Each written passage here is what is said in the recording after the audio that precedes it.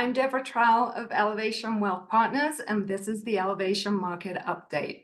Today, I'm excited to have Kara Murphy with us. Kara is the Chief Investment Officer of Kestra Investment Management. And before she worked with Kestra, she held that same position with Goldman Sachs and AIG funds. You can often see her featured on TV, Bloomberg News, CNBC, or being quoted in the Wall Street Journal or New York Times. Kara lives with her family in Austin, Texas when she's not traveling. Welcome, Kara. Thanks so much for having me. I appreciate it. Yeah, so firstly, I think our listeners would like to know, what does a chief investment officer do? That is such a great question because it's not always apparent. If you ask my children, they will say that I put numbers in boxes or that I help people grow their money. I like the second explanation better. But we have a team here of 15 people who we wake up every morning and just think about markets and portfolios. And I like to describe what we do here as three legs of a stool. So we do a lot of investment research. We write commentary about kind of what we're seeing, opportunities in the markets, trends. We manage portfolios to work with advisors in order to help those clients grow their money. And then we provide individualized support, whether it's working on individual client needs or responding to different questions that folks have about what's going on in the markets. So really a variety of different things on any given day. Very good. So obviously you've been looking at how the markets are doing so far this year. So why don't you give us a quick overview so far? Yeah, so well, the market's always interesting. It just tends to be interesting for different reasons. So if you think back to 2022, a rough market for both stocks and bonds. 2023, stocks rebounded. Bonds were still quite middling. And so we've really seen in the first quarter or so far this year, a continuation of the trends that we saw in 2023. With stocks overall doing quite well, and then bonds kind of middling. What's been driving a lot of the sort of uncertainty in the bond market is the Fed. What's the Federal Reserve going to be doing? And then in stocks, we've been talking a lot about things like the Magnificent Seven. So 7 of the largest names in the market that did incredibly well in 2023. Some have continued to do well so far this year. Others have fallen off a bit. But what's really been helpful throughout this period is that it's been underpinned with really strong earnings coming from companies. So we saw that in the second and third quarter of 2023, earnings really bottomed, and since then they've been starting to grow again. So we've been seeing this earnings growth really coming through in individual company reports, which has helped sort of improve the optimism about stocks in general. And so I know a lot of our clients, they're concerned about inflation, obviously in their personal lives and generally as it affects the markets. So can you talk a little bit about that? So, inflation has been important, not just for, what happens to us at the grocery store and when we're buying things for our house, but it's been incredibly important for policymakers and for the market in general. And again, if you go back to 2022, when both stocks and bonds were underperforming, that was largely driven by kind of runaway inflation. So in the first half of that year, inflation kept creeping up and up and up to levels that we really hadn't seen since the 70s and 80s. And so it felt like a very perilous time. With that, the Fed hiked interest rates aggressively, trying to bring that inflation back down. And in fact, through the second half of 22 and then into 23, we have seen inflation really subside. So now we're running at about 3.5%, which is much better than that, by some measures, 12% that we saw in mid-2022, but still not to where the Fed wants it. The Fed has said that they want inflation at 2%. So we're still short of that. And what we've seen is that inflation has sort of plateaued at this area, and it's going to take likely some more time to be able to ease back to where the Fed wants it. And quite honestly, 2% is probably too low a target. And I think what we'll find over time is that that target gets raised and the Fed sort of comes to terms with the idea that inflation a little bit higher than what we've been used to in the recent past is an okay place to be. And so are we heading for a recession or are we not? We've That's talked the about this a long time. yeah, that's the $64,000 question. If we look back to, again, 2022 and 23, there were a couple of indicators that were definitely flashing recession warnings. So we had an inverted yield curve, meaning that long-term interest rates were actually lower than short-term interest rates. Typically, when that happens, we have a recession that follows. And then we also had some manufacturing data suggest that activity was really declining. Often those two are a pretty good recession indicator. But I think like in many ways, we've already seen recessionary conditions in certain areas of the economy. So I talk to a lot of clients, Deborah, I don't know if you have clients among them who are in the manufacturing business who have had a really rough time over the last couple of years. That area of the economy appears to be stabilizing and seems to be through kind of the worst of the downturn. I mentioned also corporate earnings last year bottomed in the second and third quarter.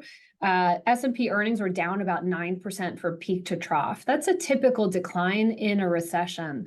So last year we were talking a bit about this idea of rolling recessions, where you see it kind of hit different parts of the economy at different times.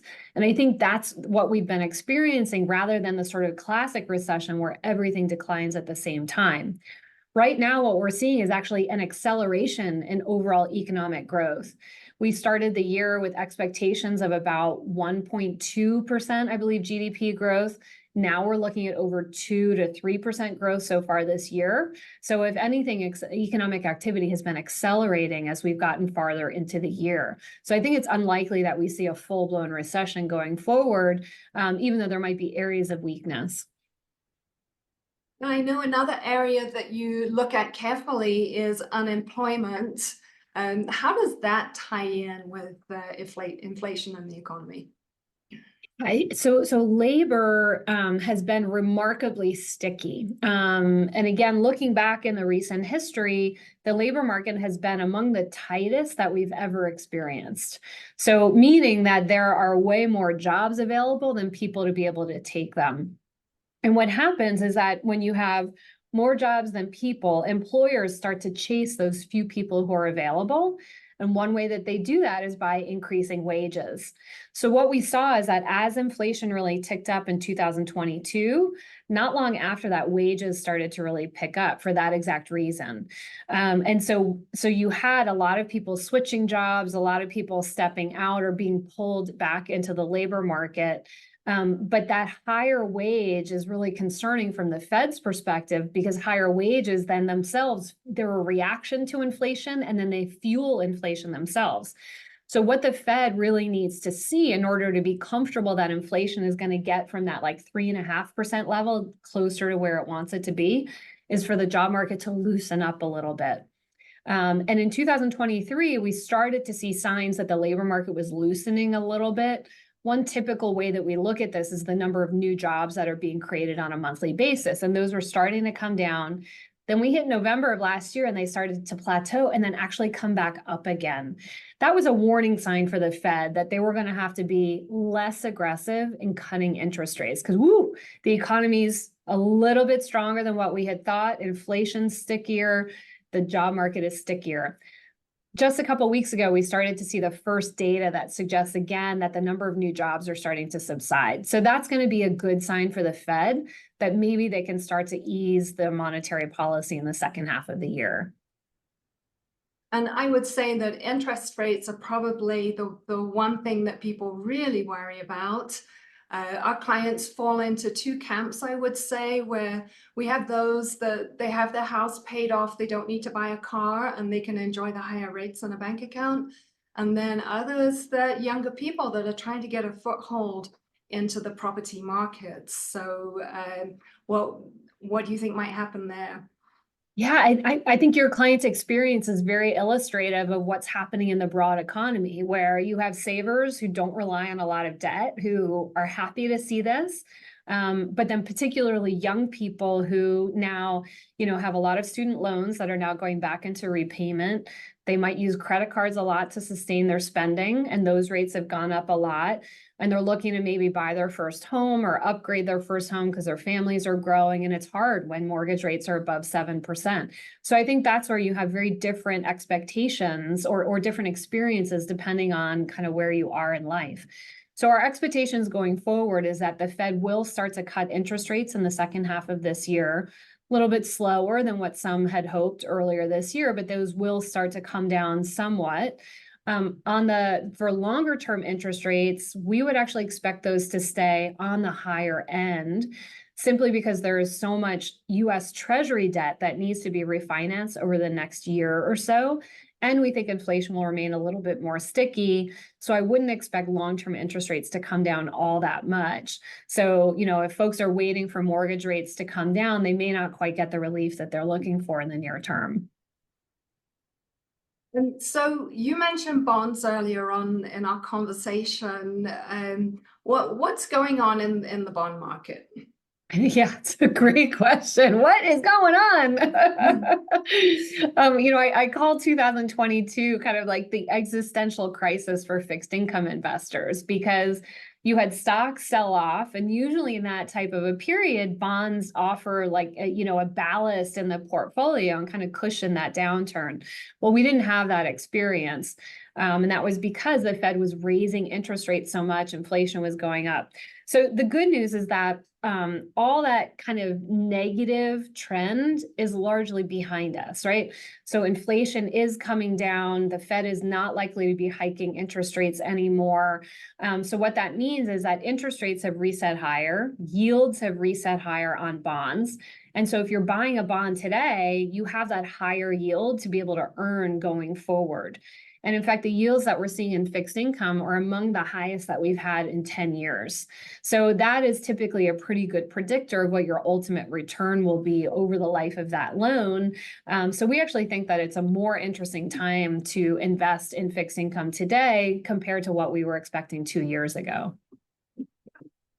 I think you highlighted an interesting point that people forget that besides the price of a bond, there is also that yield, that those two come together, and you're making some money somewhere when you have your bonds. Yeah, and that is a great thing about investing in bonds over time, right? You have those two components that are working in your favor. Yeah. So don't throw the bonds out just yet. So all of this is happening against the backdrop of an election this year, and there's no one that doesn't know that that's happening. How do you and your team navigate being in a particular year like this? Well, we start off by doing a lot of work, sort of looking back through history, collecting a lot of data, thinking about it, because we know elections are often fraught times, right? There's a lot of anxiety heading into it. It feels like they're a little bit more fraught today than what they've been in the past. But the fact is, election years always have sort of like these big conflicts that are playing out on a public stage. So one thing that we did was look back at every election year going back to the 1920s, and then every non-election year for that same time period, and then compared how they looked. And what was particularly interesting is that if you compare the returns for each of those sets of years, they're almost exactly the same. But the way that they get there is a little bit different. And what you see are spikes of volatility in the election years, particularly in the early part of the year and then heading into late summer. But then in the back half of the year is typically when you see some pretty strong returns in an election year. And I share that because I know a lot of people are anxious going into the election, but actually if you sit in cash and if you avoid being invested in the market during that time period, you can actually miss some really good opportunities. Yeah, so easy to get sidetracked by especially what's out there in the news, right? 100%. Yeah. Turn off cable news. That's my other advice. Yeah. Well, great information so far. We're coming to the end of our time together. What last comments would you like to leave our listeners with? Well, I'll just go back to the elections again for a moment, because I think this is such an important point. The strength of the US economy lays partly because of the strength of our political institutions. And what that means is that it's our institutions that provide that continuity. The market loves certainty. And when we have consistent institutions from one year to the next, from one regime to the next, markets really like that. And what that also means is that the individual who's in the White House actually does not have very much direct impact on what happens in the broad market. They're important, right? Their policies are important. So go vote, have your voice be heard. But if you own a diversified portfolio, Democrat or Republican is not going to have a big impact on what your returns are over time. And that is the very strength of the US economy. And it's a thing to be proud of, but it's sometimes hard for people to understand. Yeah, it's a good thing, right? And things would be difficult if it really was impacted so much by who was going to be sitting in the White House. 100%. Yeah, Yeah, for sure. yeah. Well, Kara, thanks so much for helping our listeners make sense of the markets today. We appreciate you being with us. For our listeners, if you have any questions, please feel free to reach out to us at Elevation, call, or on email. We'd be happy to talk with you. Otherwise, our next market update will be in the summer, and we look forward to bringing you more information then. Take care.